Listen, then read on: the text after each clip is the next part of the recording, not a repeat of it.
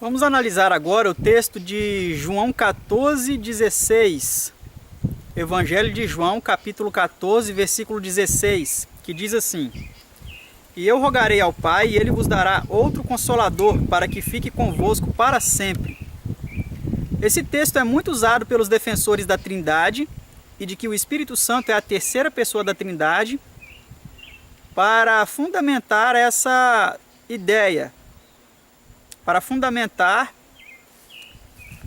essa tese de que o Espírito Santo, ele é a terceira pessoa da Trindade. Ele é uma outra pessoa.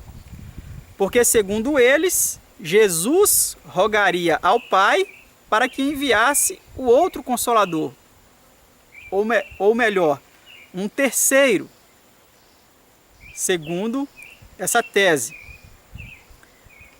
Mas, geralmente, esse texto ele é citado para defender essa ideia fora de seu real contexto. Porque no verso seguinte, no verso 17, nós lemos assim: O Espírito de verdade que o mundo não pode receber, porque não o vê nem o conhece, mas vós o conheceis, porque habita convosco e estará em vós. Aqui existem alguns detalhes que, se nós analisarmos atentamente dentro desse contexto, veremos que o outro Consolador não é o que muitos pensam e acreditam ser. Por exemplo, no verso 17, logo em seu início, ele diz que esse outro Consolador é o Espírito de verdade. E eu te pergunto, quem é o caminho, a verdade e a vida? No próprio capítulo, nós temos essa resposta no versículo 6, que Jesus disse: Eu sou o caminho, a verdade e a vida. Ninguém vem ao Pai senão por mim. Ora, se alguém pode ir ao Pai através de um outro, Jesus estaria se contradizendo, porque ele disse que ninguém pode ir ao Pai senão por meio dele. E ele é o caminho, a verdade e a vida. Logo, o Espírito de verdade é o Espírito do próprio Cristo, a sua essência, a sua onipresença, o seu poder. Então nós entendemos pelo próprio contexto de João 14, versículo 6, em conexão com o verso 16 e 17, que o Espírito de verdade é o Espírito de Cristo. E em Romanos, o apóstolo Paulo ele nos diz que quem não tem o Espírito de Cristo, esse tal não é dele. Jesus ele disse também que o mundo não pode receber esse Espírito, porque o mundo não o vê e nem o conhece. E aí na continuidade do verso 17 ele disse para os discípulos: Mas vós o conheceis, porque habita convosco e estará em vós. E eu te pergunto, quem habitava com os discípulos até então? O próprio Cristo. O próprio Cristo habitava com eles, e não um outro. Outra pergunta que é importante ser feita para que você compreenda realmente quem é esse outro Consolador é a seguinte: se o Pai enviaria ainda esse Espírito a pedido de Cristo, como os discípulos poderiam conhecê-lo? Porque ele já habitava com eles. Ora, se ele já habitava com eles, como ele seria enviado? Consegue compreender que aqui a linguagem de Jesus é uma linguagem simbólica? É uma linguagem figurada? Porque os próprios discípulos não entenderam isso. Se você ver no contexto,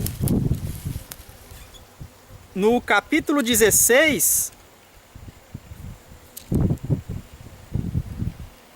você vai ver no verso 28 que ele diz o seguinte, olha: Saí do Pai e vim ao mundo, outra vez deixo o mundo e vou para o Pai. E aí os discípulos disseram: Disseram-lhe os seus discípulos: eis que agora falas abertamente e não dizes parábola alguma. Então, se você pegar todo esse contexto de João 14, 15 e 16, você vai ver que em muitos momentos Jesus usou de analogias, de simbolismos em seu discurso. E por isso, algumas dessas colocações não foram entendidas pelos discípulos. E hoje muitos continuam não entendendo corretamente esse contexto. E dizem que essa outra pessoa era um terceiro. Mas vamos continuar analisando o contexto do capítulo 14. Jesus disse no verso 18: não vos deixarei órfãos, voltarei para vós. E a evidência de que Jesus estava dizendo que voltaria para os próprios discípulos está um pouco abaixo. Ainda um pouco e o mundo não me verá mais, mas vós me vereis. Olha que interessante. Ele disse que os discípulos o veriam, porque eu vivo e vós vivereis. Naquele dia conhecereis que eu estou em meu Pai, e vós em mim, e eu em vós. Aquele que tem os meus mandamentos e os guarda, esse é o que me ama, e aquele que me ama será amado de meu Pai, e eu o amarei e me manifestarei a ele. Disse-lhe Judas, não o Iscariote: Senhor, de onde vem que te has de manifestar a nós e não ao mundo? Note aqui como que os discípulos eles tinham dúvidas sobre esse discurso de Cristo. E aí Jesus respondeu no verso 23 e disse-lhes: se alguém me ama, guardará a minha palavra, e meu Pai o amará, e viremos para ele e faremos nele morada. Então note aqui, amado, amada, você que agora assiste esse vídeo, que Jesus, ele disse no verso 23 que se alguém o ama, guardará a sua palavra, e meu Pai o amará, Jesus disse, e viremos para ele e faremos nele morada. Esse plural aqui, viremos e faremos nele morada, compreende quantas pessoas? Porque aqui o interlocutor era Jesus, e ele colocou um segundo no seu discurso. E ele disse que ele e o seu Pai fariam morada em quem o amasse e guardasse a sua palavra. O que nos remete ao verso 17, que ele disse que o Espírito de verdade, ele habitava com os discípulos, que era o próprio Cristo, e ele estaria depois dentro dos discípulos, quando ele disse, e estará em vós, habitando espiritualmente no coração de cada um dos discípulos, que o aceitassem, que o obedecessem, que cumprisse os seus ensinamentos e as suas ordens. Então o próprio verso 23 responde: quem habitaria depois dentro deles?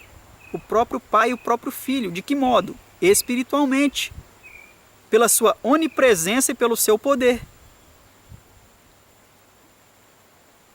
Outro texto que eu quero citar para esclarecer para você por que é usada essa expressão outro consolador. Acompanhe o capítulo 20, aqui já é um outro contexto, mas aqui é usada uma linguagem semelhante à que Jesus usou. O apóstolo João, no capítulo 20, ele disse o seguinte, 20, verso 1 e 2. No primeiro dia da semana, Maria Madalena foi ao sepulcro de madrugada, sendo ainda escuro, e viu a pedra tirada do sepulcro. Correu, pois, e foi a Simão Pedro, e ao outro discípulo a quem Jesus amava, e disse-lhes: levaram o Senhor do sepulcro, e não sabemos onde o puseram. Então eu quero chamar a sua atenção para essa expressão, o outro discípulo a quem Jesus amava. Quem era esse discípulo, senão o apóstolo João, o autor desse evangelho, o evangelho de João? Ele se referia a si mesmo como outro discípulo a quem Jesus amava. Ele não usava a expressão eu, Maria Madalena, correu e foi a Simão Pedro e a mim. Ele não disse isso. Ele disse a outro discípulo. E você pode pegar aqui em todo o contexto do capítulo 20 de João, que você vai ver João usando essa linguagem. Então, amado, por que Jesus usou a linguagem outro consolador? Ele estava se referindo a si próprio. Que ele consolaria agora os seus discípulos não mais fisicamente, presencialmente, mas de forma espiritual, habitando por meio de seu espírito, de sua vida, de sua onipresença, de seu poder no coração de cada um deles. E a prova disso, eu quero citar para você 2 textos. O primeiro deles é Gálatas 4. Gálatas capítulo 4,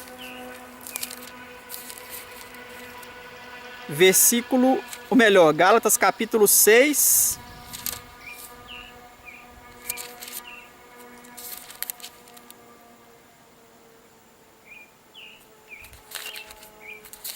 Gálatas